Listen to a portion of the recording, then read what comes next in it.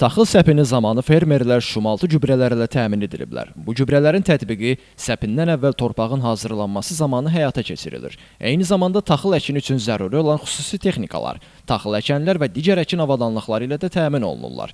Bu texnikalar gübrələrin və toxumların torpağa düzgün paylanmasını təmin edir. Şumaltı gübrələr səpinə başlamazdan əvvəl şumlama və ya digər torpaq hazırlıq işləri zamanı torpağa qatılırlar. Bu, taxıl bitkisinin yetişməsi üçün zəruri olan əsas qidalandırıcı maddələri təmin edir. Taxıl əkənlər toxumları vahid və dəqiq şəkildə torpağa bastırır, bu da bərabər cücərməni təmin edir. Bu barədə Agroservis Açıq Səhmdar Cəmiyyətinin Aksafa rayon bölməsinin bölmə rəhbəri Cavanşir Əmrahov, Tovuz rayon bölməsinin bölmə rəhbəri Ahməddin Yusifov, Qazax rayon bölmə rəhbəri Əvəzi Əli Cəfərov məlumat verib. Qeyd edək ki, hazırda hər üç rayonda havaların mülayim keçməsi ilə əlaqədar olaraq taxıl səpini sürətlə davam edir. Səpin prosesi zamanı isə fermerlər texnika və gübrələr ilə tam təmin ediliblər. Anbarımızda kifayət qədər şumaltı gübrələrimiz, amofoz, nitromofoz gübrələrimiz var.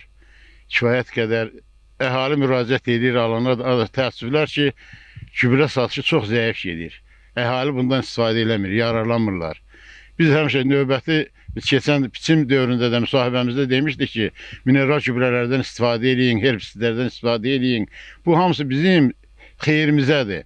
Əgər nə qədər mineral gübrələrdən, herbisitlərdən istifadə olunsa, işimiz asan gedir. Herbisitlər yəni vurulmayanda sahələrdə alaq otlar baş alıb gedir, kombaylar biçə bilmir, geyişmələrə səbəb olur.